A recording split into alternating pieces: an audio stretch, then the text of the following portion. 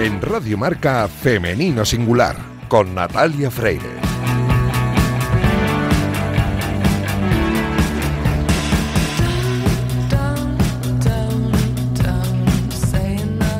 Bienvenidas, bienvenidos a este oasis de radio dedicado a la mujer en el deporte. Os invitamos a acompañarnos la próxima media hora en la que hablaremos en Femenino Singular, que es el nombre de este programa que escucháis ahora mismo en Radio Marca. Nuestra intención es dar visibilidad y voz a esas mujeres que convierten el deporte en una herramienta de igualdad e inclusión. Deportistas de élite, que son referentes para otras mujeres, deportistas populares, anónimas, que no ocupan portadas en los informativos, pero que constituyen un enorme ejemplo e inspiración para toda la sociedad. Iniciativas, colectivos, movimientos sociales que contribuyen al avance de la mujer en la sociedad a través del deporte. Además de todas esas mujeres que se han empeñado en hacerse un hueco en el periodismo deportivo. Y también a todas las cuestiones que afectan a la mujer en el deporte y también a esas situaciones en las que el deporte actúa como terapia para mejorar la salud femenina.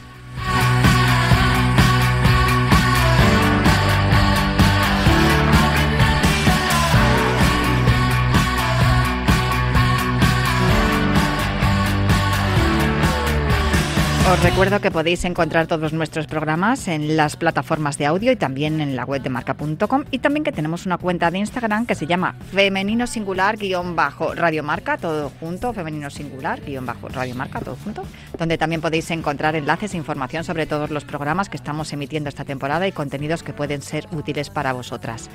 Me acompaña a los mandos técnicos Javier Fernández, que ya está haciendo que todo suene a la perfección. Y hoy tenemos tengo dos invitadas en el estudio, así que arrancamos ya.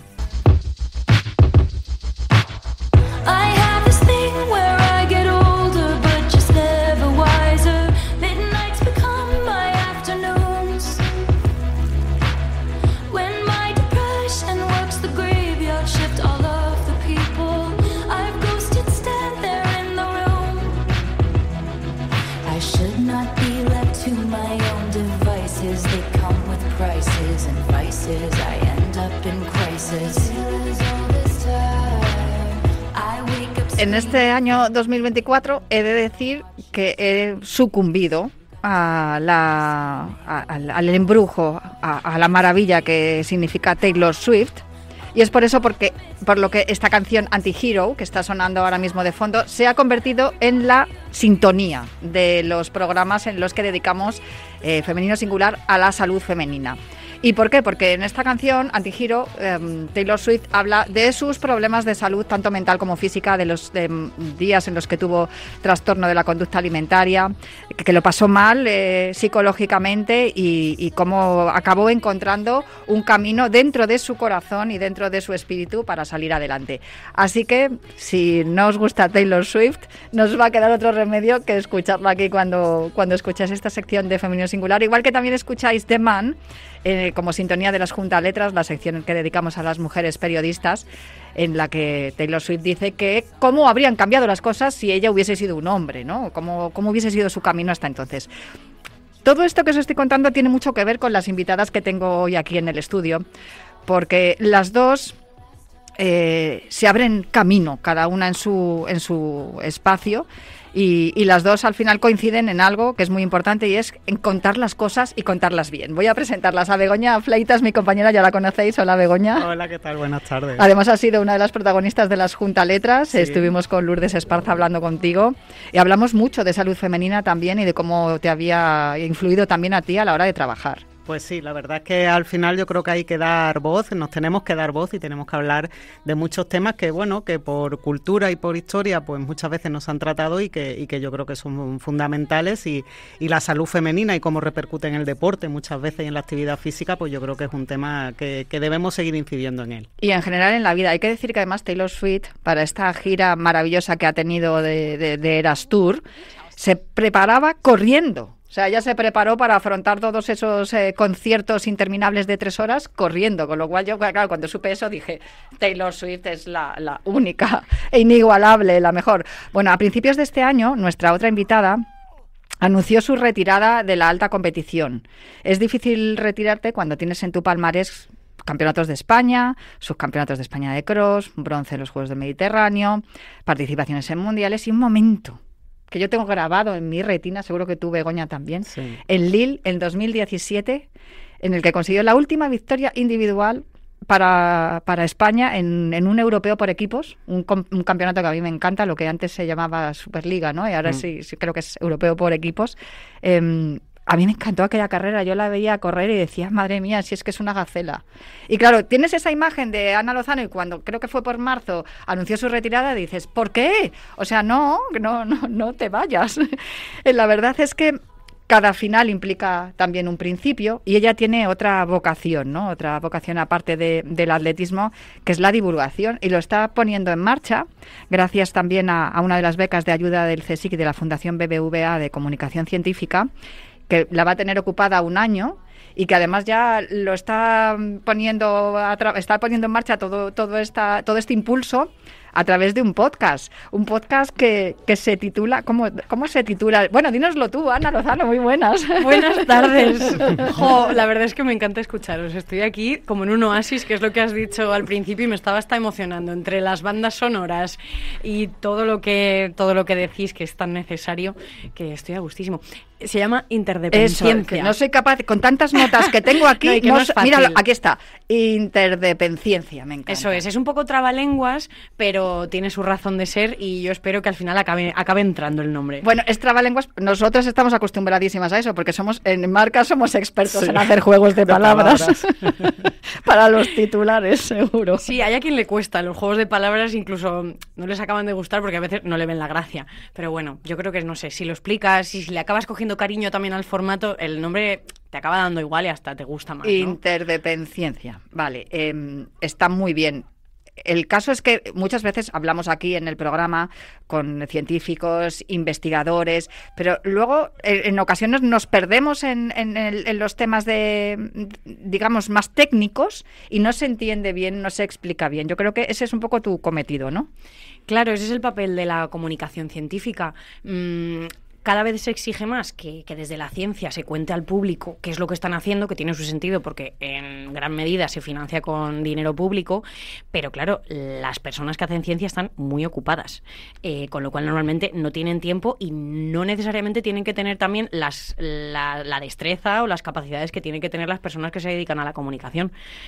Puede ser buenísimo investigando la cura contra el cáncer, pero luego no saber contarlo. Claro. Son cosas muy diferentes. Entonces a mí me gusta mucho ese papel, claro, yo soy mujer de ciencias, se supone, ¿no? A mí estos compartimentos, por ahí va un poco mi podcast, a mí esos compartimentos no me gustan porque no son reales, entonces yo me formé en ciencias, estudié biología, pero cuando empecé a tomar ese camino de la academia y de la investigación, yo me di cuenta de que no me motivaba tanto, y siendo deportista sabes detectar bien qué te motiva y qué no, porque son cosas muy vocacionales, tanto la ciencia como el deporte, y sin embargo sí me di cuenta muy rápido de que la ciencia sí me interesaba y de que yo quería estar en esa frontera entre la ciencia y el público, porque es fundamental, es lo que habéis dicho, hay que saber traducir al público general lo que se hace desde la ciencia, porque es un deber, ¿no? Se hace con dinero público y hay que contar a la gente en qué se gasta su dinero, pero también porque si la gente entiende lo que hace la ciencia y el papel que tiene, lo va a valorar más, le va a interesar más y también va a conocerse mucho mejor a sí misma, ¿no? Aquí habláis de salud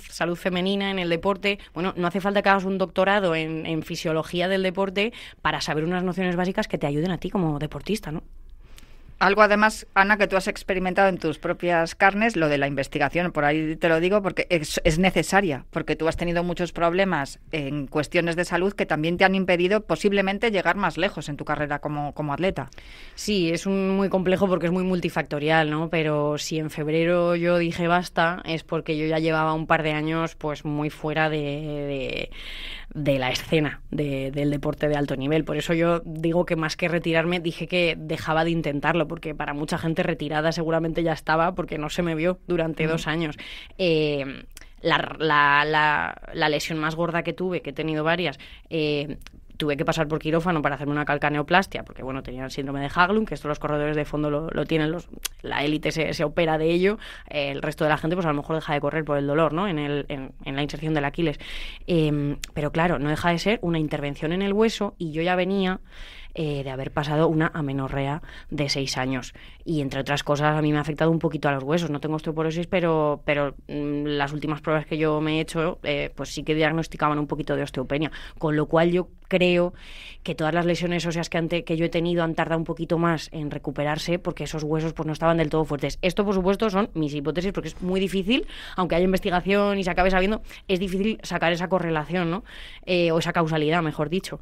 Pero bueno, yo he tenido algunos problemas que sí que requieren más investigación, pues esto que he dicho, ¿no? La amenorrea hipotalámica, para empezar, que es algo, por desgracia, todavía muy frecuente en las deportistas. Porque hace, pues quizás no tanto, una década, a lo mejor 15 años, yo recuerdo hacer reportajes a deportistas que a lo mejor se quedaban embarazadas y que habían estado entrenando durante varios meses sin saber que estaban embarazadas, y cuando yo les preguntaba que cómo habían podido no saber de su embarazo, y me decían, no, es que yo hace mucho tiempo que no tengo la regla. Entonces ahora eso empezamos a tener conciencia de que es un problema de salud a nivel general, pero también en las deportistas, ¿no? Que quizás hace unos años a la deportista se le retiraba la regla momentáneamente y parecía que no pasaba nada, y sí que pasa, ¿no? En ese sentido yo creo que ya se va tomando más conciencia y se va investigando más en ese aspecto, ¿no? Es fundamental, como lo has denominado, un problema de salud, porque efectivamente, como tú has dicho, yo creo que hasta hace muy poco se consideraba pues una consecuencia natural, normal y de la que no hay que preocuparse cuando eres deportista, y es que eso es el primer cambio de chip que tiene que hacer todo el mundo, pero todo el mundo, hablo incluso el personal sanitario, porque cuando yo empecé a intentar ponerle solución a esto, que ya llevaba un tiempo porque al principio no se la puse, mal por mi parte, yo me di cuenta de que en el Sistema Nacional de Salud de este país, pues me decían que claro, que siendo deportista que era normal. Claro. No lo es, y no debo ser yo, que no he estudiado esto concretamente, no debo ser yo la que tenga que dar este mensaje, lo tienen que decir los médicos, que cuando una deportista acude a pedirles ayuda, y no que te digan que cuando haces deporte es normal y que te tomes la píldora, que es como la prescripción más común a la que te enfrentas, y es muy triste porque no se aborda de raíz, ¿no? El problema tiene una raíz, y la amenorrea hipotalámica funcional, que es una cosa muy específica, la raíz está en un déficit prolongado de energía y también en el estrés psicológico. O sea, se nos puede ir la regla por esas dos razones. Este tema se podría ampliar muchísimo más, la regla se te puede ir por muchas causas, pero de esto de lo que hablamos, que se supone que está en común en el deporte y que es un problema en realidad, pues tiene su raíz ahí.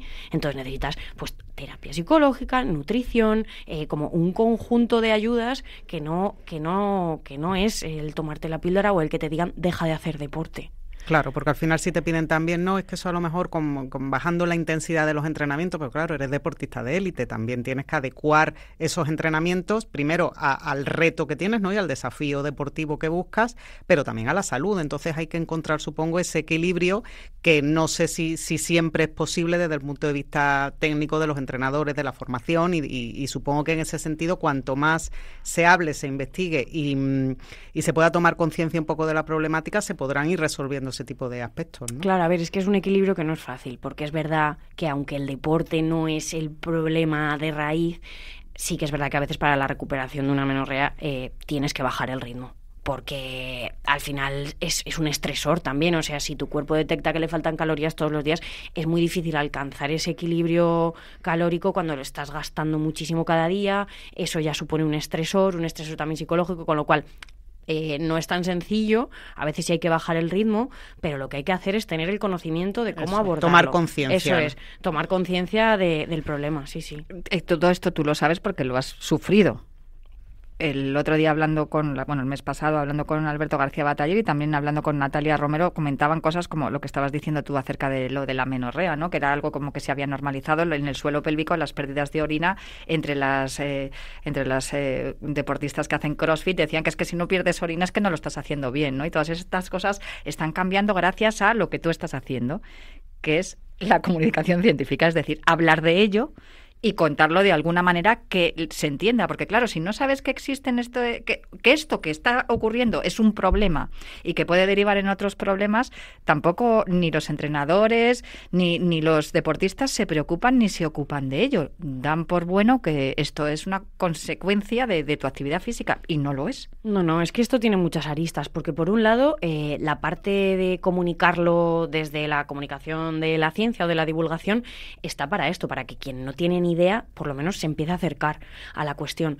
Pero luego yo también creo que hay una parte de hablarlo, y a mí me encanta cuando lo hablamos entre nosotras. Obviamente hay que hablarlo con todo el mundo, pero como bien decía Begoña, hasta hace poco ni te hablaban de ello las deportistas. Hasta hace poco, a mí ya me parece muy loco, pero era un tabú.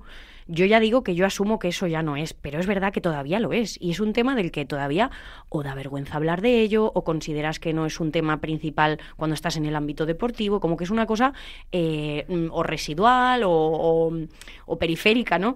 Y yo me doy cuenta de que hace mucho bien cuando lo hablamos también entre nosotras, porque al no haberlo hablado durante tanto tiempo, pues nos lo callamos y consideramos que es un problema personal. Y algo, cuando tienes amenorrea, algo que sientes también es culpa y soledad y aislamiento, con lo cual también esa parte de hablarlo entre las deportistas es una cosa que ayuda mucho, tanto para prevenir como para llevarlo mejor cuando estás en ello, para ayudar a la recuperación, que por supuesto, de nuevo, esto es súper multifactorial, podríamos hablar de muchísimas cosas, pero no se nos puede olvidar del factor humano, que somos personas, que no somos deportistas como un concepto aislado y luego ya salimos de la pista y ya somos personas. Es que somos personas en la pista, y en la pista nos pasan muchísimas cosas emocionales, físicas, y no se puede separar una cosa de la otra. Somos personas y nos afecta lo que a todo el mundo, porque de hecho hablamos de la amenorrea hipotalámica como algo que pasa cuando eres élite, y no es verdad. O sea, yo no tengo estadística porque creo que ni la hay, pero esto le pasa a mujeres de cualquier nivel. O sea, cualquier mujer puede estar muy estresada, cualquier mujer puede tener déficit calórico durante un tiempo prolongado, incluso esto te puede pasar sin ser deportista. Sí. En ese sentido, yo creo que lo que tú decías, hablarlos entre nosotras y hablarlo públicamente, ¿no? Y yo creo que al final es un proceso fisiológico que nos ocurre a la mitad de la población, o a un poquito más de la mitad de la población, ¿no? A todas las mujeres en el mundo, y no se ha hablado, ¿no? Y yo creo que en los últimos años sí que se ha tomado conciencia de eso, y pongo que lo hemos hablado alguna vez, ¿verdad? Por ejemplo, Dinah Asher-Smith en una competición, yo recuerdo, ya no recuerdo qué competición era, yo creo que era un europeo, recuerdo que se paró en una final, en la de 100, parecía que le había dado, que había tenido una lesión, ¿no? Y bueno, obviamente esa carrera no la pudo terminar, y después ella habló, al día siguiente tomó la salida en el 200, y yo recuerdo haber pensé que se había lesionado ayer, y ella lo que dijo es que había tenido calambres porque ese día tenía la regla, y pidió al gobierno británico más estudios para ver cómo podía afectar en determinadas mujeres y en las atletas, cómo podía afectar al rendimiento la menstruación. Pero ella lo hizo público, explicó que esos problemas que había tenido en esa final habían sido por calambres derivados de la menstruación, y que al día siguiente pues eso se le había pasado y había podido competir. Yo creo que eso es un paso importante, ¿no? Que tenemos que también visualizar que es un proceso fisiológico, pues como cuando un atleta no rinde porque se ha acatarrado o porque ha tenido una rotura de fibras, ¿no? Totalmente. Si es que además ahora la fisiología parece que es algo que todo entrenador tiene que tener presente en nuestro deporte, cada vez está más presente en los entrenamientos en el día a día. O sea, ahora, hace no mucho, no era frecuente ver un aparato para medir el lactato en la pista, y ahora hasta los propios atletas se hacen, ¿no? El lactato con la maquinita al momento. Eso es fisiología, y son unos parámetros que hasta hace poco no se manejaban con tanta familiaridad, y ahora parece que me parece muy bien, ¿eh? Obviamente al final es avanzar, claro, a tecnificar, hilar más fino para el rendimiento. Eso es fundamental, pero son parámetros fisiológicos que ayudan a monitorizar un cuerpo. Pues es que a mí me encanta como lo dice Chusa Sanz, que tiene un podcast que se llama Sin Reglas, y además ha escrito también un libro sobre la menstruación, porque ella es enfermera. La menstruación es un signo vital, como lo son las pulsaciones, como lo es la presión arterial, un signo vital que nos da información sobre nuestra salud.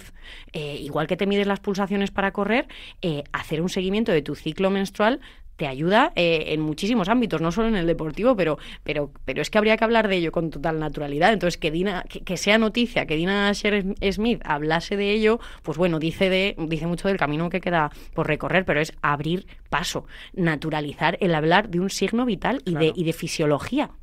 Estamos hablando que se están haciendo cada vez más estudios, también por parte, como hablábamos, ¿no? Con Alberto García Bataller, con Rocío Cupero, Ana Belén Peinado, hemos hablado aquí con ellos en este programa, lo que ha hecho tu propia compañera Natalia Romero, que está haciendo también en la Universidad de las Islas Baleares con los estudios de suelo pélvico. Y claro, ella me decía, es que está muy bien que nosotros investiguemos, pero es que no hay literatura, estamos rascando, estamos viendo la punta del iceberg, hay muchísimo más que investigar. Y claro, cuando lo explicas, cuando lo cuentas, muchos te preguntan, es que no sé de qué, o te dicen, no sé de qué me estás hablando porque de esto no se ha hablado nunca. Ahí es donde entras tú, ¿no? Para que esa comunicación científica sea certera y que llegue también a los profesionales y al público en general, para que podamos estar enterados de por qué ocurren estas cosas y que no pasen desapercibidas, que durante muchos años se os ha entrenado a las mujeres como si fuerais hombres y es un gravísimo error. O sea, yo creo que se ha desperdiciado mucho talento y rendimiento. No sé si ahí estás tú también con la gente con la que estás hablando detectando eso. Bueno, yo con esta ayuda de comunicación científica me estoy centrando en lo mío, digamos, que es más la biología, la ecología. Entonces, no voy a hablar con investigadores de estos asuntos porque voy a hablar con personas que estudian geología, biología, ecología, pero digamos que esta otra parte, la del rendimiento deportivo, la fisiología de la mujer deportista, es un tema que me ha interesado siempre. Entonces, bueno, no estoy todo el día leyendo literatura científica, pero cada vez que tengo que hablar del tema, pues me documento. Y claro que es fundamental el trasladar al público lo que la ciencia empieza a descubrir, porque la literatura científica es ardua. O sea, el público general no está obligado a leer y a saber interpretar un artículo científico. Incluso los propios entrenadores, a menos que tengan una formación académica, yo creo que incluso existe un riesgo de intentar interpretar artículos científicos. Y el problema en el caso de la fisiología femenina y del rendimiento deportivo de la mujer es que al no haber un grueso, al no haber una cantidad suficiente de estudios, digamos, prolongados en el tiempo, pues es difícil sacar conclusiones y generalizar, porque las conclusiones se sacan después de haberse hecho muchos artículos. Digamos que un artículo científico es una piececita muy pequeña de un puzzle muy grande que hay que armar. Hasta que tú no eres capaz de hacer una revisión científica, es decir, sacar conclusiones de un tomo muy gordo de artículos científicos, no se pueden sacar conclusiones. De un artículo científico no puedes sacar conclusiones. Y por eso ahora hay mucho mareo de acaba de salir un paper diciendo que no importa el momento del ciclo menstrual en el entrenamiento de fuerza. Pero es que a los 2 meses sale uno que dice que sí. Esa es la ciencia. La ciencia es eso, y entender cómo funciona el método científico es importante para entender que hay que tener paciencia, que no hay afirmaciones categóricas, que es pura estadística. Entonces, hasta que no haya 200 artículos que hayan estudiado lo mismo, es difícil sacar una conclusión. Y por eso estamos todavía en ese camino y reclamamos que se hagan investigaciones, porque empieza a verlas, pero es muy difícil sacar conclusiones categóricas. Porque además otra cosa que pasa es que al final es un proceso fisiológico que a cada una nos afecta de una manera. Entonces, es difícil también poder sacar conclusiones. Yo me acuerdo cuando hice el reportaje sobre la regla en el deporte, había atletas, ahí quisieron hablar muchas deportistas ya, y había atletas que decían que su rendimiento bajaba cuando tenían la regla, pero otras al revés. Otras decían que su rendimiento subía cuando tenían la regla. Entonces, cada una te contaba un poco cómo le afectaba la menstruación con respecto al deporte y con respecto al rendimiento. Y bueno, eran historias todas y cada una distintas. Entonces, también es que es difícil generalizar en eso, ¿no? Claro, pero estoy segura de que si pusiéramos de pronto el foco en otro aspecto de la fisiología humana, seguramente nos pasaría lo mismo. Claro. Porque en el ser humano, como en todos los seres vivos, hay mucha variabilidad. Entonces, esto es cierto. Por eso hace falta que se hagan muchas investigaciones, pero a mí me gusta darle la vuelta y decir que, vale, estamos de acuerdo en que la menstruación es un signo vital que varía mucho de unas mujeres a otras y es difícil sacar una conclusión única y generalizada, pero es cíclica. Claro. Es decir, no es tan difícil de monitorizar. Tiene un ciclo que se repite mes tras mes tras mes. Y hay puntos marcados donde sí que todas coincidimos. Hay un momento en el que ovulas, hay un momento en el que sangras, con lo cual... esto lo digo porque no me gusta que se utilice como excusa, ¿no? Como, qué difícil la mujer, qué difícil la menstruación, esa caja negra insondable. No, perdona, haz investigación, por favor. Claro. ¿Qué variabilidad hay en todo? Yo no sé decir si hay mucha o menos variabilidad. No, es que cuanto más estudios, más conclusiones y más se puede adaptar a la persona. Es decir, igual que se adaptan otro tipo de cosas, entiendo que todas las diabetes, por ejemplo, a lo mejor no se tratan igual, pero se ha hecho tantos estudios que puedes adecuar pues tratamientos y determinadas dietas y demás a un tipo de diabetes, a otro, y supongo que como esto igual. Pero ¿cuál es la diferencia? Que en una cosa se ha hecho muchos estudios y en esto al final, como la protagonista es la mujer y llevamos un retraso en estudios en el que el foco se ponga en la mujer de décadas, pues quizás es lo que falta, ¿no? Claro, es que hay un retraso en todo, o sea, lo que tenga que ver con el estudio del cuerpo de la mujer, y muchas veces es precisamente la menstruación la excusa que se pone. ¿Por qué estudiamos solo hombres en cualquier cuestión de salud? Porque los hombres no tienen esos ciclos, entonces claro, si metemos a mujeres, a cada una la vamos a pillar en un momento de la menstruación, entonces ya entra una variable más que tenemos que controlar y qué difícil. Conclusión, mujeres no fuera. Pues no, todo lo contrario. Claro. Es que esa singularidad yo creo que es precisamente lo fascinante de todos estos estudios científicos. A mí me gustaría preguntarte cómo contamos todas estas cosas. ¿Vamos bien? ¿Estamos en el buen camino hablando con las deportistas y con los investigadores e investigadoras que están tratando este tipo de temas? Tú, como experta en comunicación científica, ¿nos puedes dar algún consejo? Yo creo que sí que lo estamos haciendo bien, porque como ya habéis dicho, hace no mucho ni siquiera se hablaba de esto, entonces también es verdad que hay que tener paciencia y comprender los ritmos de cualquier tipo de proceso. Es un tema del que no se hablaba, ahora hay que hablar.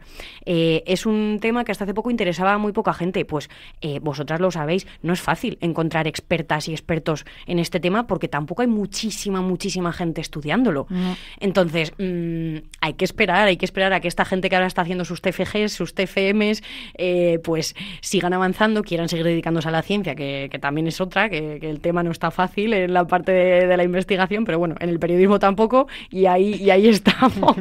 Me da que son sectores laborales precarios. En cualquier caso, sí que yo tengo la sensación, ¿no?, que nosotras al final intentamos darle voz a muchas cosas, pero tengo la sensación de que no se habla lo suficiente de las investigaciones científicas relacionadas con la mujer, independientemente de que sea deportista, que es en donde nos centramos nosotras más aquí. Pero yo, por verle el avance, yo que llevo ya unos años trabajando en marcas, sí que veo esa evolución, ya no solo temas de la regla con respecto al deporte, el embarazo. Yo cuando di la noticia, pues hace ya bastantes años, a lo mejor de las primeras deportistas que se quedaban embarazadas y después seguían compitiendo, porque hace ya muchos años el embarazo era sinónimo de retirada, durante un tiempo parecía que no podían entrenar, tal. Ahora ya tenemos ejemplos, pues Ana Peleteiro, es un ejemplo maravilloso, claro. Además, cómo lo ha explicado, cómo lo ha comunicado ella. Mira, estoy embarazada, tengo ahora mismo una entrenadora que se va a ocupar de mí, luego volveré. Muchas deportistas que... dejo a mi entrenador para conciliar, o sea, es maravillosa. Muchas deportistas que ya, una vez que especifican, oye, mi embarazo es un embarazo normal, no tengo ninguna contraindicación en seguir entrenando, adecuo el entrenamiento a mi embarazo, pero puedo seguir entrenando para no perder tanta forma y cuando me recupere del parto poder volver. Eso hace unos años pues tampoco se hablaba de ello, entonces al final son muchas facetas de la salud femenina relacionadas con el deporte que hasta ahora no se habían hablado y yo creo que eso es un avance. Sí, y que se hable desde todas las aristas, que lo cuenten las personas expertas, que haya quien se dedique a comunicarlo como vosotras, que las deportistas también lo cuenten desde su perspectiva. Obviamente cada uno tiene un papel, porque a lo mejor una deportista no te sabe hablar a nivel técnico y no queremos contribuir a la desinformación, pero que se hable de ello y que las deportistas lo hagan. Marta Galimani, por ejemplo, está volviendo a correr ahora después del embarazo y sería muy interesante, por cierto, entrevistar a Mireia Warner, que es la médico que le ha estado llevando el entrenamiento durante el embarazo. Tomo nota inmediatamente. Además hay que escuchar a las expertas en comunicación científica porque ella también nos puede dar los claves. Marta Galimani hizo un entrenamiento brutal estando embarazada que creo que a los días dio a luz y seguía entrenando a unos ritmos que en décadas pasadas nos hubieran dicho, uy, esta atleta está loca o ha puesto en riesgo nada más lejos de la realidad. Al contrario, y es un fastidio. Yo hablé con Jimena Martín también, que estuvo corriendo prácticamente hasta el final de su embarazo y me decía que su ginecóloga le decía, mira, está todo correcto, has corrido toda tu vida, tu suelo pélvico está bien, estás fuerte, dale. Claro. ¿Sabes? Y mucho mejor. Decía que, vamos, lo había pasado mucho peor con la lesión de rodilla que con el embarazo. El embarazo había sido una bendición. Pues con esto me quedo, con las investigaciones científicas y con quienes comunican y cuentan en qué consisten las investigaciones y también explican cómo contarlo en Interdependencia, ¿no? ¿Lo he dicho Eso bien? es, sí. Interdependencia. El podcast de Ana Lozano lo podéis escuchar. Pondremos un enlace también en la descripción del programa. Muchísimas gracias por acompañarnos, Ana. Gracias por querer hablar de todos estos temas en Interdependencia. No tocamos estos temas todavía. Cuando pase este año de la beca y las visitas a los centros que estoy obligada a hacer, ojalá continúe y poder tratar estos temas también. Pues seguro que aquí estaremos. Además, siempre tienes los micrófonos de Radio Marca de Femenino Singular abiertos para contar lo que quieras. Begoña Fleitas, muchísimas gracias por acompañarnos. Gracias a de nuevo. vosotras. Hasta aquí el programa de hoy. Yo me marcho ya, pero prometo volver la próxima semana para seguir hablando aquí en Radio Marca en Femenino Singular.